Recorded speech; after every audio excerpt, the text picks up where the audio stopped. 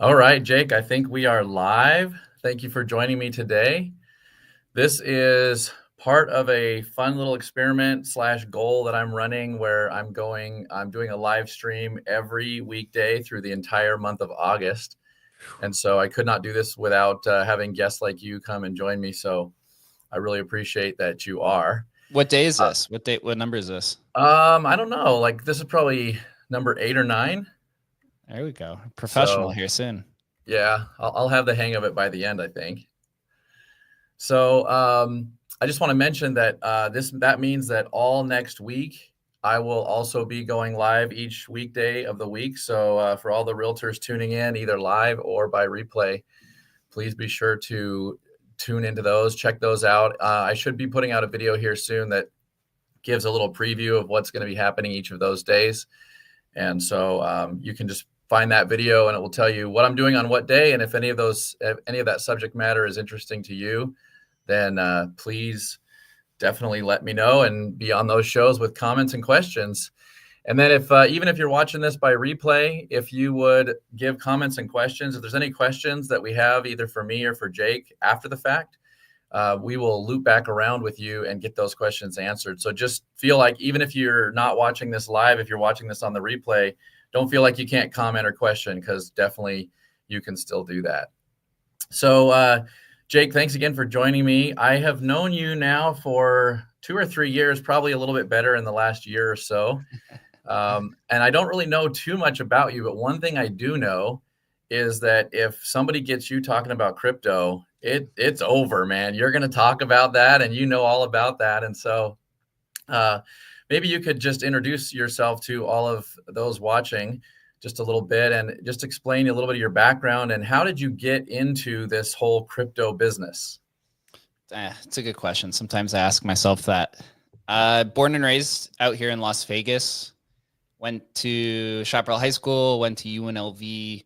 I actually found crypto about 6 months after I graduated from UNLV with a degree in kinesiology. So completely went the opposite direction.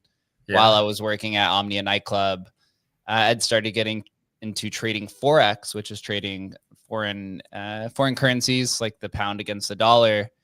And while I was doing that, I came across this thing called the Ethereum project on a Reddit, a subreddit called Wall Street Bets at the time.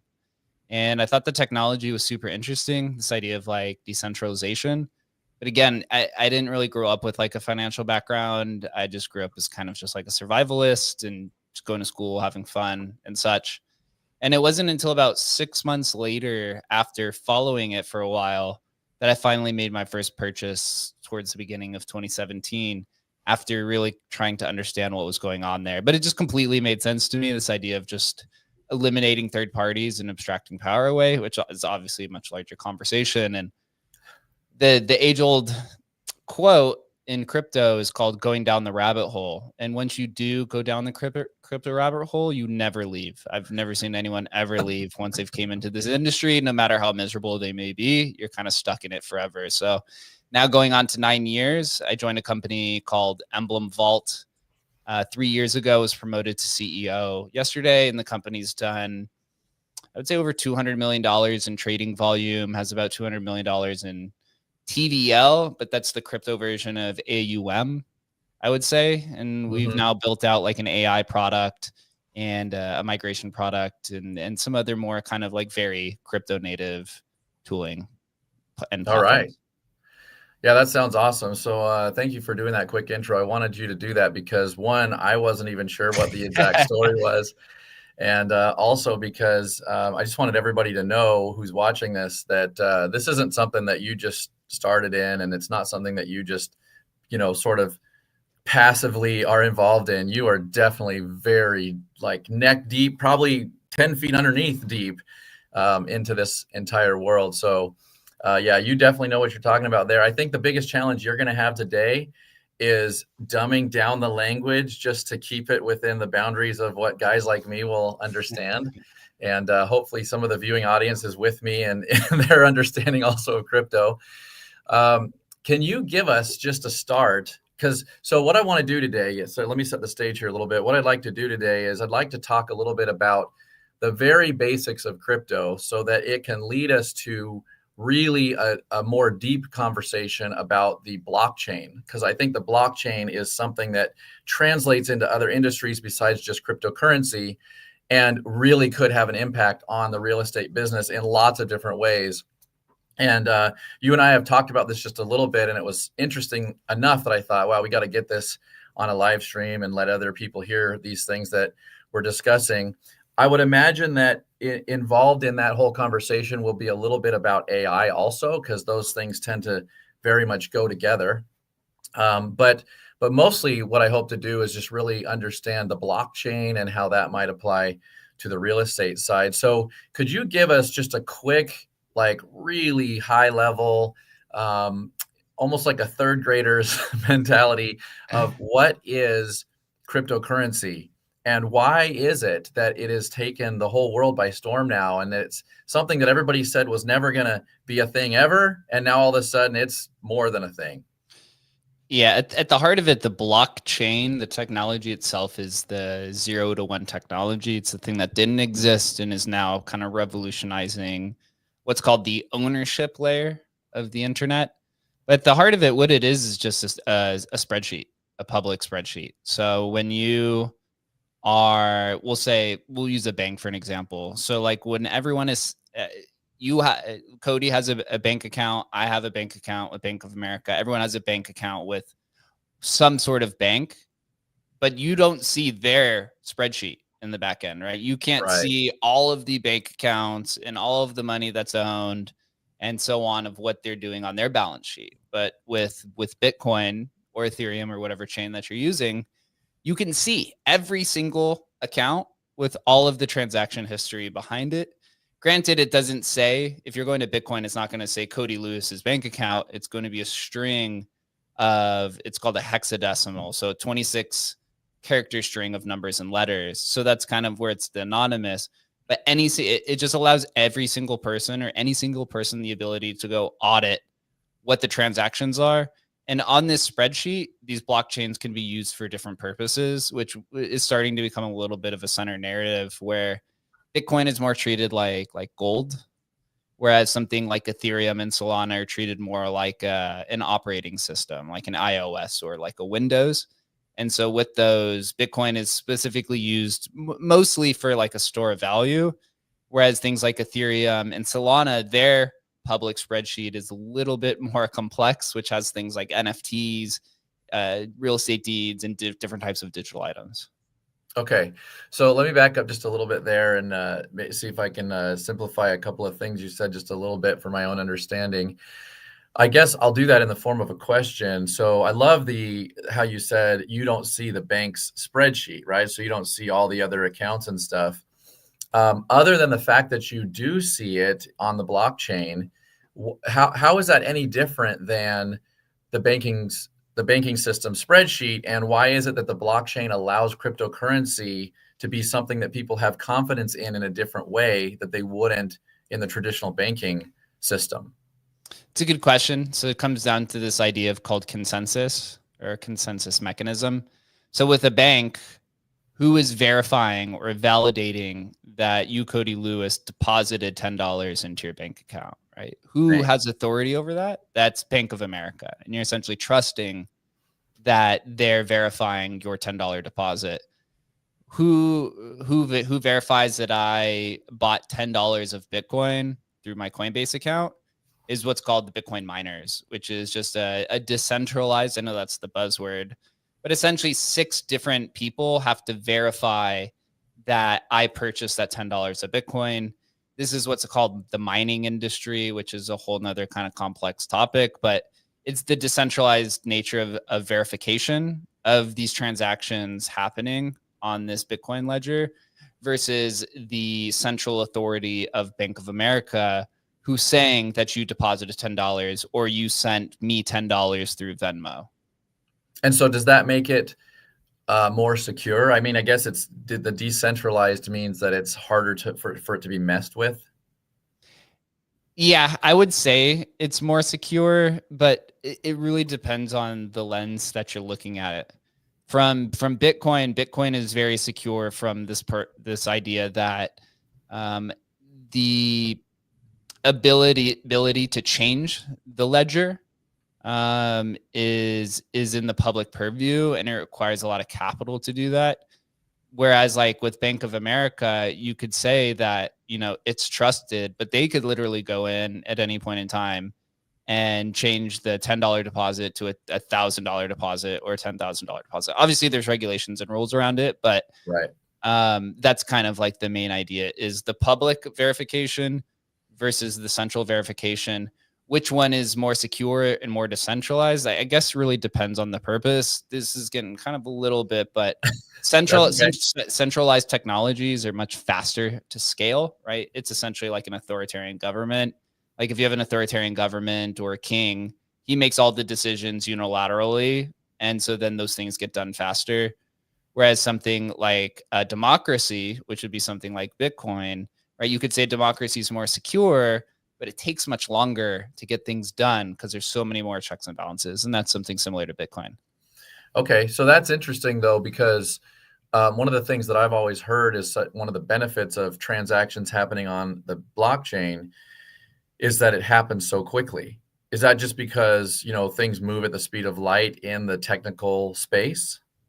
Depends on the blockchain that you're interacting with. So Bitcoin, which is the first blockchain that was created, has 10-minute block times, which means that it takes at least 10 minutes for your transaction to confirm. Whereas something on Solana, which is the third most popular blockchain, not by market cap, but just in popularity, takes about 1 or 2 seconds to verify. Whereas the second most popular blockchain, Ethereum, takes probably between 10 to 20 seconds. And they all came, Bitcoin was created in 2009, Ethereum was created in 2015, Solana was created in 2019. So you could see the time accelerates with the newer technologies and the newer innovations that happen in Bitcoin. But it comes down to kind of the purpose. Kind of to put a frame here is there's something in crypto called the crypto trilemma, which I'll also apply to something right after this to make it make sense. Okay. So the crypto trilemma is this thing where it says you can only do 2 of the 3 things perfect, and you have to do trade-offs. And in the crypto trilemma, it's decentralization, security, and speed. And so all 3 of these blockchains optimize for one of these. If you've ever been to college, there was called the college trilemma, which was a social life, good grades, and sleep. You can only have 2 of 3. And so there's a lot of these trilemma situations throughout society. But in crypto, it's speed, security, and decentralization is what all of these blockchains are trading off. Yeah, that makes a lot of sense. Okay.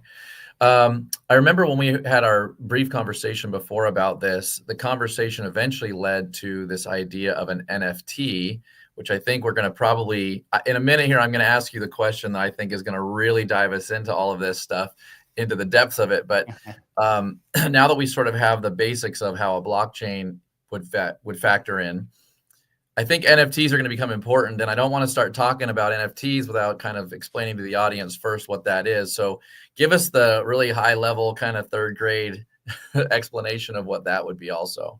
An NFT is everything that exists. You're an NFT. I'm an NFT. This microphone's an NFT. The piece of artwork hanging in your house is an NFT. This cup is an NFT. An NFT is a non-fungible item. So the world is made up of 99% non-fungible items. Your cars, the deed to your house, the Pokemon card that you have, the Rolex that you wear, or the Rolex that you dream of. Like, it doesn't really matter. It's all NFTs. It's just the digital version of that. So the larger question then is, what's not an NFT, right?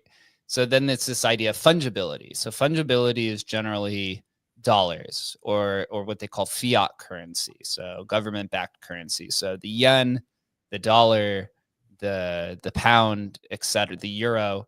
And what is fungibility? So fungibility is this idea of having interchangeability between 2 items. So if you and I, Cody, if we each just hit the jackpot here in Las Vegas and we had $100 bills, each of us, and we threw all of those $100 bills into a pile. Now we have 200 $100 bills. It doesn't matter which one you grab. It all has the same value. Whereas if I had 100 different baseball cards, you had 100 different baseball cards, and we threw it all in a pile, we have 200 different baseball cards. all of those are going to have different values based off of what that is. It's very similar to, right, like a real estate deed. Like my real estate deed to my house is going to be very different to the real estate deed of your house. And that's what makes it non-fungible. What makes it a token now is like the real estate deed, right? I don't know the specific backgrounds, but like the real estate deed is issued by, I don't know, the government or whatever the group is that manages that. Whereas like the deed to your digital house in like some sort of game is issued on a blockchain. So you could go in and see the deed at any point in time. Whereas if I wanted to go see the deed to my house, you have to go through whatever the checks and balances is of the traditional world setup. Okay.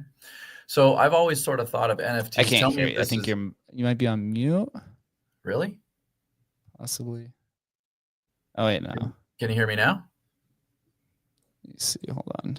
Maybe this is me. Uh-oh. Can you hear me? I can hear you just fine. You can't hear me? Hmm. Uh-oh. Uh-oh. Hold on. I don't know what happened here.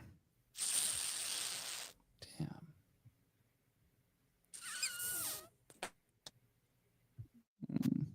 Can you hear me now?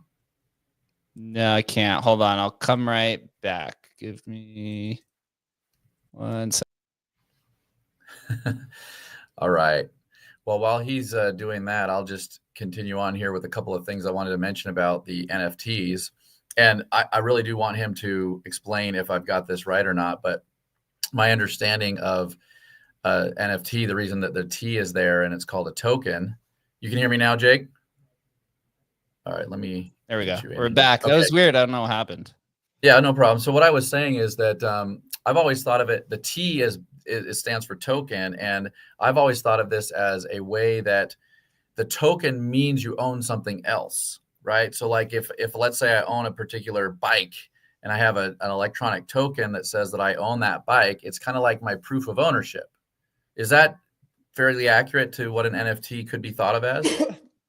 Yeah, I would say it's more of like the object of what's displaying the ownership. So think a token here in the digital world could be, it's frictionless, I guess you would say. It depends on what the metadata is. So it's all the details that you put in it. So if you think about it in like the traditional world, right? Like the token itself would be like the piece of paper that the deed sits on, or the piece of paper that the receipt is for something that you just bought at the store. Or it could be like for the car, the token would be like the keys, I guess, to the car. So in the real world, the token to the non-fungible item, whatever proves the ownership is what the token is. Whereas in the digital world, the token is it's malleable. It's whatever you put inside of the data, and that's what makes it kind of transferable. Okay, yeah. So I don't want to jump too much ahead here because I know we're going to talk about this more in just a minute here. But where I'm sort of going with that is that it seemed to me like NFTs in connection with blockchain technology, when you were describing that to me in the crypto world and in the digital world, it sounded very similar to what we talk about in real estate with the titles and title searches and stuff like that. And so in just a second here, I'll ask you that question and we'll dive right into it. I just want to mention for anybody who's watching this live or on the replay, I do teach a lot of CE for realtors. So if you are a Las Vegas or anyone in the state of Nevada realtor who is interested in signing up for our CE classes, this right here is the page where you can get to that. It's that right there says unmundanece.eventbrite.com. And the reason that we use the word unmundane and not fun is because I'm a realtor. I have to take CE myself, and I just know that CE and fun don't usually go together. So our goal really isn't to be fun, although I will say we do have some fun every once in a while. Our goal is to just be unmundane. And I promise anyone who attends, it will be an experience unlike any you've had before.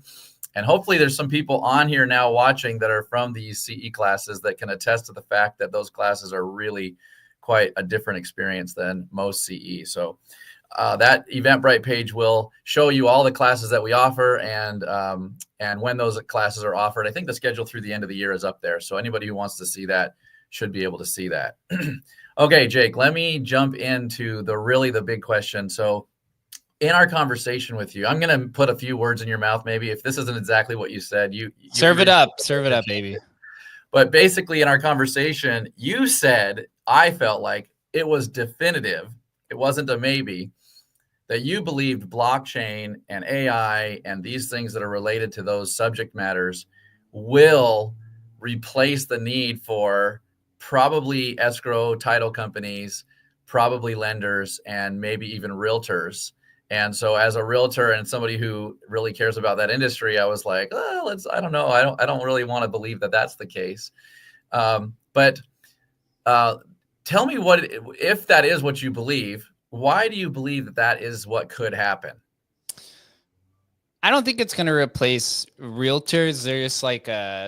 There's definitely a need for the human touch for a lot of things. I've actually come a lot more centered to that as I've built in crypto, where, as I discovered it, I'm like, oh, this is going to replace everything. And then as I go to building crypto products, I'm like, no, this is going to increase efficiencies for a lot of things, but there's certain things of human that where you're always going to need to have a white glove service, whether that's like assistance with the house or using a product or such. But what it is going to do, it is eliminate a lot of the bureaucracy in a lot of these systems, because there is going to be an open ability to audit the chain of transactions, which I know tends to get lost in a lot of things. And this is where a lot of middlemen come in and basically fee everything away, right? So one transaction that should probably just go from the realtor to, or you have a whatever the realtor fee is, and then all the other people in between that add on another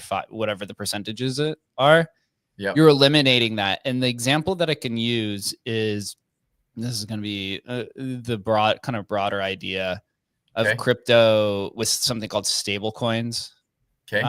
Right. Stable coins are kind of the tokenized version of a dollar. So you deposit dollars into a bank, they give you something that's called USDC or USDT, which is just like one token equals $1. This is going to replace the SWIFT system, because I could just send you one stable coin and it gets settled in 3 seconds, instead of having to send you $1 through the SWIFT system, which goes through 3 or 4 different payment processors, and they take all of their fees, right? And so the same thing is going to happen, where now if I wanted to send you remittances is actually like a pretty good example here.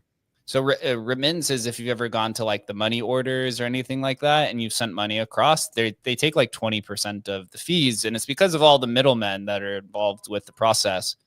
But now with a stable coin, I could just send somebody in Asia or Mexico money, and you just pay it directly to the blockchain and you save 20%. So this type of thing is going to happen to real estate. It's going to happen to most industries. It's going to take time. I know, like the larger the industry is, and I guess you'd say the more antiquated it is, the longer it's going to take for these type of things to happen. But ultimately, with NFTs, the deeds are going to go as an NFT.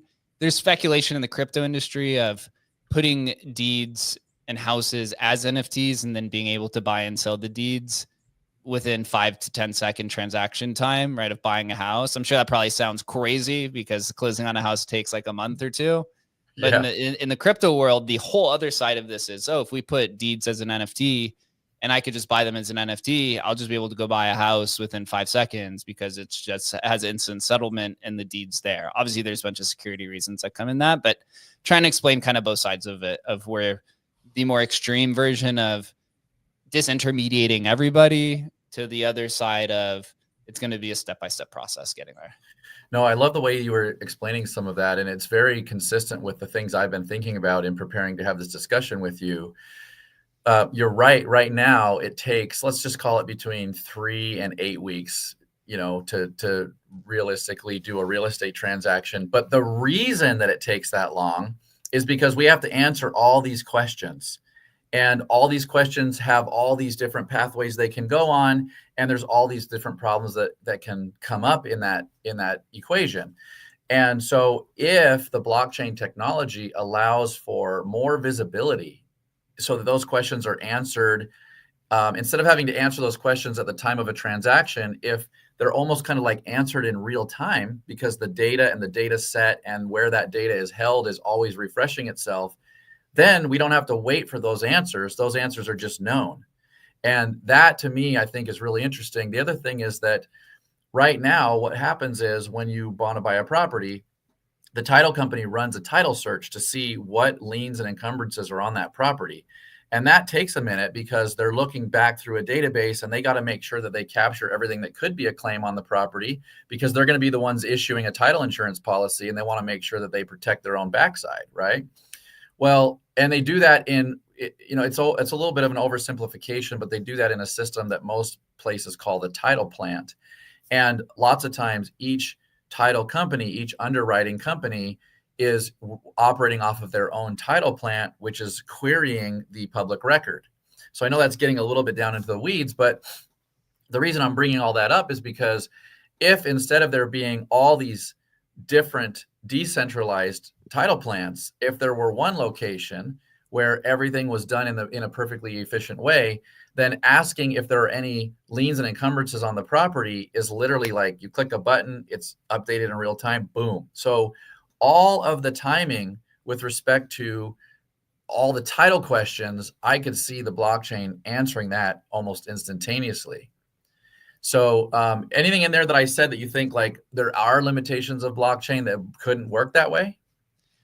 No, what you're giving is the non-fun answer to crypto. Because in crypto, we like to speculate on everything, but you're using the properties of it that are non-speculative. So to a degen, right, they're like, that's not fun. Because with a blockchain, you can do two things, right? You could tokenize a piece of information, or you could just upload data to the blockchain itself. Tokenizing it is basically putting a receipt to the information that you've uploaded, right? So the ownership of a car, an image, right, is digital art. Or you could just upload image for anyone to see. So a lot of people actually a lot of people use Bitcoin to upload important documents, whether they're like whistleblowers with important information, leaks, wills, things like that. And that's basically like, hey, if I put my will and I upload it to Bitcoin, I'm not tokenizing it, but it's there for anyone to view. And so that then there's no question on who's fighting over for these assets whenever I die, right? And so you're talking about this you're talking about this using that same idea for real estate, which is the boring version of using a blockchain. Well, no, but actually what you just said is exactly what the public record is supposed to do, right? You're supposed to be able to put out there what your claims are for the whole world to see. And so if the blockchain does that same, if it accomplishes the same objective, but it does it in a more secure and more efficient manner, that takes some of the time out of the requirements to get a real estate transaction closed. The other one that I'll just mention that's very similar to that is the lending side. Right now, what happens is the person submits an application. That application goes to a loan officer who checks out, makes sure that the file is in order. That file then goes to an underwriter, and the underwriter is looking at all of these different lending guidelines to see, does this fit into all of these different guidelines? Well, as you can imagine, because there's all these different guidelines and we're talking about different people doing it, there's a lot of inefficiency in there, which is why it takes a while to get a mortgage approved also. But if what you knew about someone's income and assets was all very findable in a more efficient system, and if that was able to be applied to all of those different guidelines, then suddenly you have something that an underwriting process can happen way quicker than it's happening today. And so between the lender and the escrow and the title stuff, I just think at first when you were saying this stuff, I was like, I don't know. It seems like there's some complexities in there that you'd never be able to solve with the blockchain. But the more I've understood the blockchain, the more I've thought that very much could happen that way. Yeah, apply AI to that too, where you can have an AI just basically analyze information instantly. Like then it's, that's kind of where the cool crossover is. It's going to take some time. I mean, on the very speculative side, right, there's kind of security questions where it's like, again, I'm thinking of like the secondary market type of thing, right? That's what tokens do. Tokens allow you to attach a secondary market to any digital or real world item. And so there's security questions where it's like, hey, if I put my deed, if I tokenize my house, which is basically putting your deed as an NFT, and that NFT gets stolen because there's scams and hacks that happen all the time, right? Do I essentially lose my house, right? Like that's like a very, very big kind of concern and hurdle. There's ways to go about this. You can add central aspects to it. It's not like when you go to the blockchain, it's all 100% wild, wild west kind of style. Like there's different variations of decentralization depending on the blockchains, right? Bitcoin is the most decentralized, whereas Solana is pretty decentralized, but it has centralized areas. And then when you build on top of these blockchains, like Ethereum or Solana, you could kind of build your own app that adds your own central models where it's like, hey, you know, I'm issuing these deeds as NFTs for people to speculate and trade on. But if something gets stolen, then I still have the ability to repossess it because it's in my security system, right? And I would assume this is like what a lot of the like clearinghouses and brokers and stuff, when they hold the deeds, they would want that type of, you probably have to have that type of central control in case something like that happens. Yeah, cool. All right, before we go on to the next part here, let me just make a quick mention that I have put in the, I think I can. Yes, I put in the top corner of this live stream a QR code. That QR code will let you go directly to my calendar, and you can pick a time to meet with me that is most convenient for you. And the reason I mention that is because I mentioned already that I teach a lot of CE. I teach that CE for free, about 100 hours a year. So I'm hoping that that's proof enough to everybody that I really do have a genuine interest in helping other agents be successful. I have been on a little bit of a mission the last 5 years to do what I can to improve our industry for a lot of reasons, but to give every agent the environment that they deserve to be successful. And so I'm always willing to talk with any agent, new agent, experienced agent, somebody who has a question or somebody who just wants to talk about how they can improve their business. Having coached and mentored hundreds of agents, I feel like I can bring some value to the table there. And I'm happy to share some of my time with anybody who would like to hear it. So please scan that QR code and make an appointment.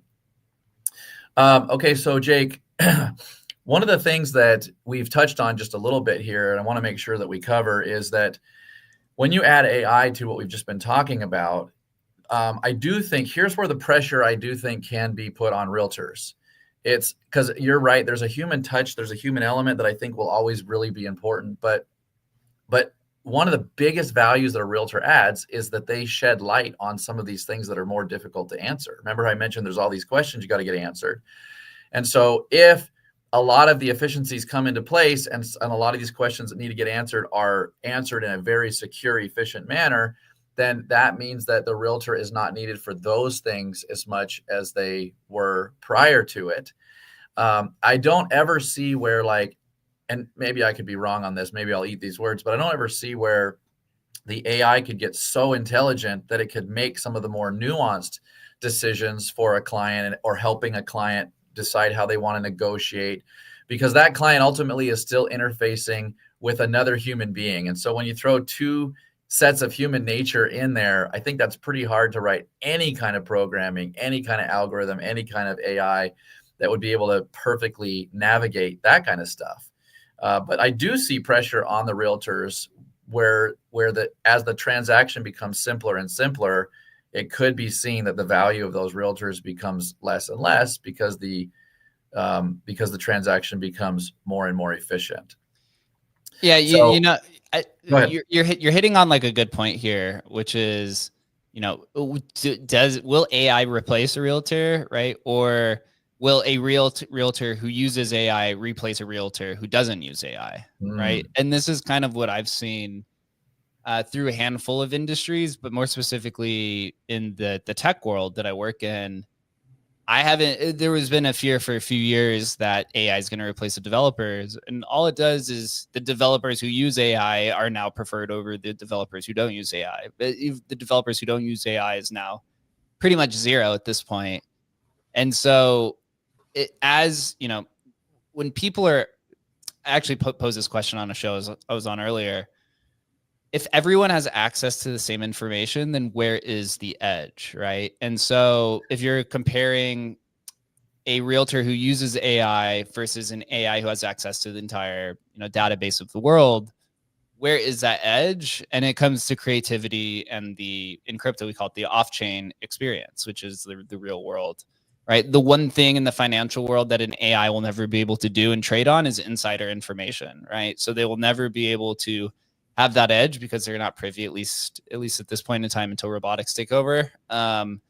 to be able to do that. So an agent who uses AI is going to be vastly superior than an agent who doesn't. And an agent who uses AI is going to be more superior than an agent who just has access to the entire database, because you have that human element, as you said, or you call it the creative outlet that AI just currently does not have the capabilities for. Gotcha. Okay.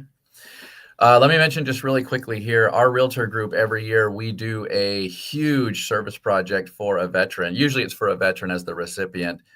This year it's on October 6th, like it oftentimes is. And this year our recipient is a veteran named Bob. And Bob actually has a nonprofit organization that supports other veterans. So by us blessing Bob this year, we're blessing all those other veterans. He has at his home, he has a meeting place that's like a support group for other veterans. And when we saw that, we said, okay, it's good, but we can definitely make this better. And so in the description of this video, I will put a link to the Eventbrite page where you can sign up, whether you are a realtor or not. If you could come join us on October 6th and give us some of your time to do this project, we would greatly appreciate your participation. And then there'll also be a donation link. We get lots of the materials and stuff donated by contractors, but there's going to be this year so the total budget usually is around 50 or 60,000. And this year we're going to need to raise about 25,000 for all of the materials and stuff. And so anybody who could donate there and help us out with that, we're at about 6,000 or 7,000 so far. And so anything you could do to help us, we would appreciate that very much. Jake, let's go back to the NFTs for a second.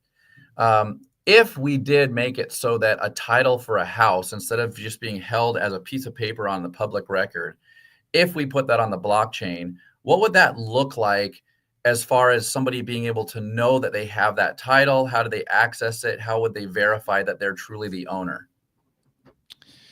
I guess it depends on the implementation, but if it's just like on the general term where it's an NFT, it would sit inside of your wallet, your crypto wallet, right? Which is essentially like your bank account for crypto. And it would just appear there as its kind of NFT form, just like you would see a PNG or a JPEG or a different type of data file on your desktop. It would sit like that in your crypto wallet. And then you have the ability to transfer it. And then you also would have the ability to buy and sell it and to do different types of, I guess you say, financial transactions. Depending on the implementation, there could be different ways to go about it. But in the self-custodial way, yeah, you would have ownership. Obviously, then comes a little bit more responsibility. But I could see a situation where a brokerage comes in and they build their own brokerage application where then they basically hold it for you and they could send it to you and do different types of, I guess you would say, on-chain transactions or on-chain processes. So I think it's still a little bit to be determined. But how would somebody like log into the system to see what they own? You would just open up. So like, it's just like a general kind of crypto experience. If you're on Coinbase, you would just open up your Coinbase account and it'd probably show up in the NFT section. If you're in like the more self-custodial kind of experience, then you would just go in and open up a MetaMask or a Phantom wallet, and it would literally just show up in your web extension wallet. Gotcha. Okay. Okay, Jake, that's pretty much all the questions that I had for you. Those are the things that I wanted to cover with you today. Is there anything else about crypto and this blockchain technology that you think is interesting from a real estate perspective that you want to add? I would say outside of NFTs, I think like there's a handful of European countries that are experimenting with tokenizing the real estate deeds as NFTs, but there's a lot more companies that I've looked in using stable coins and Bitcoin for real estate purchases. Like using Bitcoin to purchase a house is something that's been going on for a while. Stable coins are going to come in and be the new model, which I think then it speeds up this transaction or this process probably much faster because you don't have to wait on the banks to settle this stuff. Yeah. So I would say that's probably going to be the first entry point into real estate, especially now that the Genius Act has passed. This is American or the US speaking, which is now a regulatory rule set that's created for stablecoins. The next regulation act that's happening is called the Clarity Act, which is what's called the market structure bill for crypto. So this is essentially how does the US regulate NFTs and altcoins and meme coins and all of these other technologies that are about it. So that's supposed to come later this year. So, but the stable coin is kind of the Trojan horse here to the rest of crypto, and the US government is essentially anointed stable coins as the compliant technology of all of the blockchain kind of technologies that exist. So I would expect stablecoin purchases happening for real estate first before the NFT or tokenization of deeds. Okay, that's really interesting because that can be kind of like the first step that we're all looking for. And I wish that I had remembered this person's name, but just recently it was announced by, I think, Fannie Mae or somebody, that now part of the guidelines will be that you can count cryptocurrency as income and assets for mortgage qualification purposes. So that was huge news. It was a huge recognizing by the industry of that being a legitimate asset to be able to count in somebody actually qualifying to purchase a home using a mortgage. So I'm glad that you brought that up, because I agree with you. That's kind of what we're seeing. We're seeing that already. And that's definitely a first step into some of these other things that we talked about. Yeah, I think they are just leaning into Bitcoin and stable coins to start. I think Ethereum was also something that they were considering, but Bitcoin for sure. I mean, you think about it, like the new wealthy class is going to be all Bitcoin holders, and right? Each Bitcoin now is like $125,000. So you want to be able to use that as collateral, right? Or as your net worth to then be qualified for a house. And then obviously stable coins are going to be the payment. And you have a lot of these tech companies creating their own stable coins to do it. So yeah, it's a good future. Also, the Donald Trump just signed the bill to allow Bitcoin and ETF, crypto ETF purchases into retirement funds and into 401ks, which is like a $9 trillion market. So we're starting to get there. And I don't know, can you use like ETF holdings as a contribution towards your net worth for being qualified for a house? I don't know if is that For assets. Yeah. For assets you can? Oh, so yeah. So then you'll see if ETFs are allowed to be qualified, then you'll see things other than Bitcoin being qualified as a net worth. I don't know if that's a good thing or not, to be honest, but we'll see. We'll see how that turns out. Yeah, very good. Let me mention something that I'm starting in the month of September. I believe it's September 17th. So anybody who's watching either live or by replay, be on the watch out for me sending out information on this. But I am doing something called the Unbook Club. I'll explain here in a minute why I call it the Unbook Club. But Unbook Club, I'm doing that together with Shelly Johnson. She is a team leader of a huge team out of North Carolina. She's very, very respected in our business. And the first book we've chosen is this book, Buy Back Your Time by Dan Martell. This is not just for realtors. That book is written to everybody, and it will change the way you think about your time and how you value your own skill set and those kinds of things. And the reason we call it the Unbook Club is because we know that realtors are probably not going to read the book. So to do a book club with realtors hoping they're going to read the book, maybe not. I hope you're one of the few that will prove me wrong on that and actually read the book. But basically, we'll do all the reading, we'll do all the thinking, we'll come up with all the questions and topics and subject matter. All you got to do is show up at that Zoom call in September and just listen in and participate in the conversation. And we will have taken all of the nuggets from the book and be ready to share that with anybody who participates with us. So hopefully everybody who sees this will want to join us in that. You like un, huh? That's the putting un in front of everything is the yeah, different. I just try to make it be different than everything else, right? Undifferent. I don't know how to make it back to where we're both just closer on the screen. I can't. I don't see that on my screen right now. So we'll just have to finish out with this. But hey, Jake, I really appreciate you joining me today. I hope this was helpful to everybody who watched it, realtors and non-realtors alike. I do think that as the technology changes the changes that come to our business are going to be, they're going to be fast and furious. And so the more we can be thinking about these things and sort of be ahead of them in advance, I think the better. So I really appreciate you taking your time to share with us what you know about it. And as you see those things changing in the business and you see those changes that might apply to some of these things we've talked about, hopefully you'll let me know. And so I can relay that out to the viewing audience. Yeah. Well, first, appreciate you for having me on.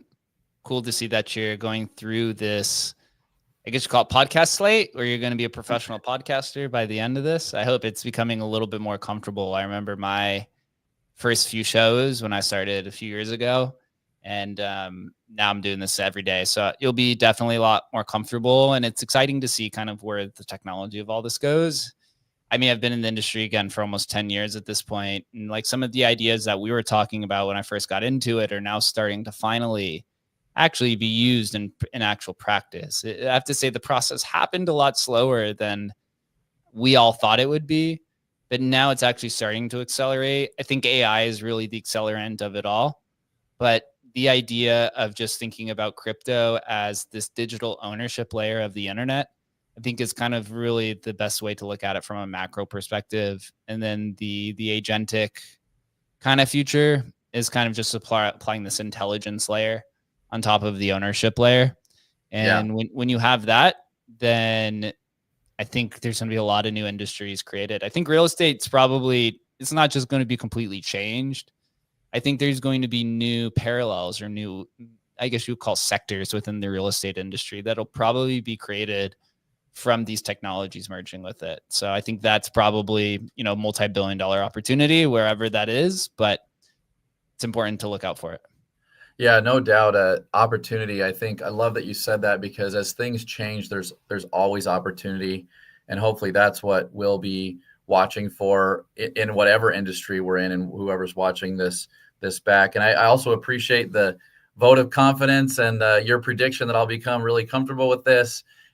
Actually, you saw today, one of the hardest things about this for me is that I have to make sure that I'm really well lit, and I have a light sensitivity problem. So sometimes my eyes really give me problems. I had a little bit of trouble during the middle part of that. So I appreciate you kind of carrying the ball while I was working that out. But yeah, thanks so much for joining me. Realtors, please do check out those links that I have mentioned and that we'll put in the description of this video.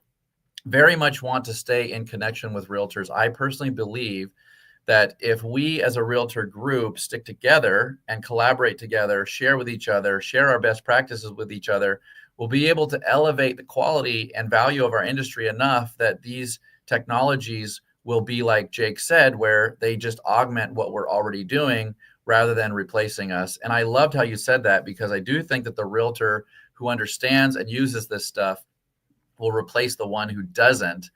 And the one who does understand and use it is the one who will not get replaced. So that was awesome. And I really appreciate you being on with me today, Jake. And hopefully we can do this again sometime. Maybe we can continue this conversation after I've done a little bit more research and feel like I'm not such a dunce on this stuff. Well, once our AI overlords take over, then yeah, you can have me anytime. Okay. Sounds good. Thanks, Jake. And see you, everybody. Yeah, see you guys.